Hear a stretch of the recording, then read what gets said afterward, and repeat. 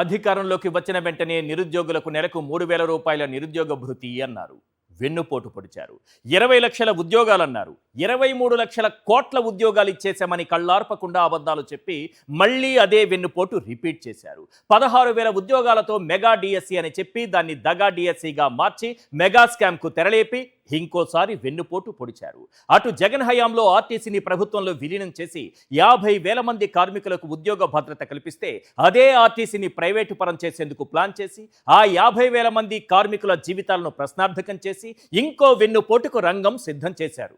ప్రభుత్వ ఉద్యోగులకు న్యాయంగా దక్కాల్సినవి ఇవ్వకుండా వేధిస్తూ మరో వెన్నుపోటు పొడిచారు. అసలు చంద్రబాబు అధికారంలోకి వస్తే నిరుద్యోగులు ఉద్యోగులకు మిగిలేవి చీకటి రాత్రులేనా? వారి భవిష్యత్తు పూర్తిగా అంధకారమయమేనా? తనను తాను ఒక విజనరీలా ప్రొజెక్ట్ చేసుకుంటూ బాబొస్తే జాబ్ వస్తుందంటూ ప్రచారాలు చేసుకుంటూ ప్రజలను మాయ చేసే చంద్రబాబు 2014-19 మధ్య ఇచ్చిన ప్రభుత్వ ఉద్యోగాలు ఎన్నో తెలుసా? కేవలం 34,000 మాత్రమే. నమ్మకం లేకపోతే చంద్రబాబుని అడగండి, పోనీ ఆయన గారి కుమారుడైన లోకేష్ గారిని అడగండి, అంతెందుకు ఎల్లో మీడియాను అడగండి. ఇవేవి సాధ్యం కాకపోతే ఒక్కసారి డేటా చెక్ చేసుకోండి. జస్ట్ 34,000 ఉద్యోగాలు.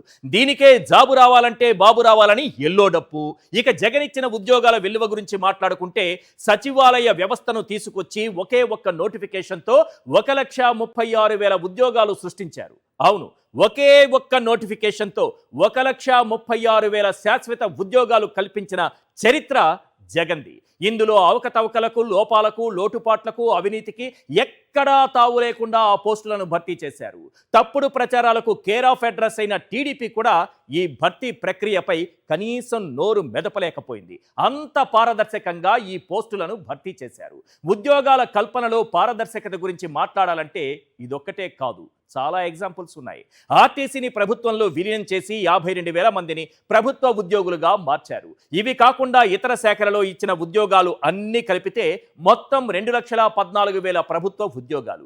ఇవి కాకుండా రెగ్యులర్ కాంట్రాక్ట్ అవుట్సోర్సింగ్ అని అన్నీ కలిపితే 6,16,000 ఉద్యోగాలు కల్పించారు. నాడు సీఎంగా జగన్ పాలనలో కేవలం 4 ఏళ్లలో 16 లక్షల వరకు పీఎఫ్ ఖాతాలు పెరిగాయి. ఈ మాట నేను చెబుతున్నది కాదు, దేశం మొత్తం వినబడేలా రాజ్యసభలో కేంద్ర కార్మిక ఉపాధి కల్పన శాఖ మంత్రి స్వయంగా చెప్పారు. 2018-19లో ఏపీలో ఈపీఎఫ్ ఖాతాలు 45 లక్షలు ఉంటే 2022-23 నాటికి ఈపీఎఫ్ ఖాతాల సంఖ్య 61 లక్షలకు పెరిగాయి. అంటే 16 లక్షల కొత్త ఉద్యోగాలు వచ్చినట్టే కదా. ఇన్ని లక్షల ఉద్యోగాలు కల్పించినా ఎక్కడా చిన్న పొరపాట్లు కూడా దొర్లకుండా అంతా పారదర్శకంగా జరిగేలా జాగ్రత్తలు తీసుకున్నారు. ఇక చంద్రబాబు విషయానికి వస్తే అసలు ఆయనకు ప్రభుత్వ సంస్థలన్నా ప్రభుత్వ ఉద్యోగులన్నా మొదటి నుంచి చిన్న చూపే. ఆయనకు ప్రైవేట్ అంటే అమితమైన ప్రేమ.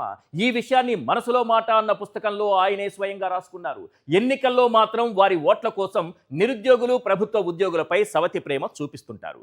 గత ఎన్నికల్లో సూపర్ 6లో నెలకు 3,000 రూపాయల నిరుద్యోగ భృతి హామీ కూడా ఉంది. అధికారంలోకి వచ్చి 2 ఏళ్లైనా ఆ హామీ ఊసే ఎత్తడం లేదు. ఆ హామీ సంగతి ఏంటి అంటే ఉద్యోగాలు ఇచ్చేశాం కాబట్టి నిరుద్యోగ భృతితో పని లేదని చేతులెత్తేస్తున్నారు. 23 లక్షల కోట్ల ఉద్యోగాలు ఇచ్చేశామని చంద్రబాబే కళ్ళార్పకుండా అబద్ధాలు చెబుతున్నారు. కూటమి ప్రభుత్వం అధికారంలోకి వచ్చాక ఇచ్చిన ఒకే ఒక్క నోటిఫికేషన్ పూర్తిగా కుంభకోణమయంగా మారిపోయింది. నిజానికి జగన్ హయాంలో ఇచ్చిన డిఎస్సి నోటిఫికేషన్ పై కోర్టుల్లో కేసులేయించి అడ్డుకుని ఉద్దేశపూర్వకంగా ఆలస్యం చేసి పాత నోటిఫికేషన్ రద్దు చేసి మెగా డిఎస్సి పేరుతో దగా డిఎస్సికి తెరలేపారు. ఇప్పుడు ఆ స్కామ్ కూటమి కూసాలు కుదిపేస్తోంది. ఇక జగన్ హయాంలో ఆర్టీసీని ప్రభుత్వంలో విలీనం చేసి 50,000 మంది కార్మికులకు ఉద్యోగ భద్రత కల్పిస్తే ఇప్పుడు చంద్రబాబు ప్రభుత్వం ఆర్టీసీని ప్రైవేటు చేతుల్లో పెట్టి 50,000 మంది కార్మికుల కుటుంబాలను రోడ్డున పడేయడానికి పథకం వేసింది. అంతేకాదు సూపర్ 6లో భాగంగా అరకొరగా అమలు చేస్తున్న ఉచిత బస్సు పథకానికి కూడా మంగళం పాడేందుకు సిద్ధమైంది. అటు ఓ పక్క అంగన్వాడీలు రోడ్డెక్కుతుంటే, మరో పక్క ఆశా వర్కర్లు గొంతెత్తుతుంటే, ఇంకో పక్క ఉపాధ్యాయులు ఆందోళన చేస్తుంటే నారా చక్రవర్తి గారు హెరిటేజ్ వాయించుకుంటున్నారు. నిరుద్యోగులు ఉద్యోగులకు వెన్నుపోటు పొడవడం చంద్రబాబుకు కొత్తేమీ కాదు. ఆ వెన్నుపోట్ల గురించి చెప్పుకోవాలంటే ప్రతి ఏటా జనవరి 1న జాబ్ క్యాలెండర్ అంటూ నిరుద్యోగులను వెన్నుపోటు పొడిచారు. నిరుద్యోగులకు ప్రతి నెల 3,000 రూపాయల నిరుద్యోగ భృతి అంటూ వెన్నుపోటు పొడిచారు. 20 లక్షల ఉద్యోగాలని హామీ ఇచ్చి ఒక్క ఉద్యోగము ఇవ్వకుండా వెన్నుపోటు పొడిచారు. లంచాలు కమిషన్ల కోసం ఉన్న పరిశ్రమలను వేధించి వెళ్లగొట్టి వెన్నుపోటు పొడిచారు. కొత్త పీఆర్సీ వేయకుండా ఉన్న చైర్మన్ను తొలగించి ఉద్యోగులకు వెన్నుపోటు పొడిచారు. జీతాలు ప్రకటించకుండా 4 పెండింగ్ డిఏలు ఇవ్వకుండా ఉద్యోగులకు వెన్నుపోటు పొడిచారు. ఇదేంటని నిలదీస్తున్న ఉద్యోగ సంఘాల నేతలను పర్మనెంట్ గా డిస్మిస్ చేస్తూ వెన్నుపోటు పొడిచారు. అంగన్వాడీలకు వేతనాల పెంపుపై ఇచ్చిన హామీలు నెరవేర్చకుండా వెన్నుపోటు పొడిచారు. ఆశా వర్కర్లకు కనీస వేతనాలు ఇవ్వకుండా బలవంతపు వెట్టి చాకిరీతో వెన్నుపోటు పొడిచారు. సచివాలయ ఉద్యోగులకు టాయిలెట్ల దగ్గర డ్యూటీలు వేస్తూ కక్ష సాధింపులతో వెన్నుపోటు పొడిచారు. అంగన్వాడీలను గుర్రాలతో తొక్కించిన చరిత్ర చంద్రబాబుది.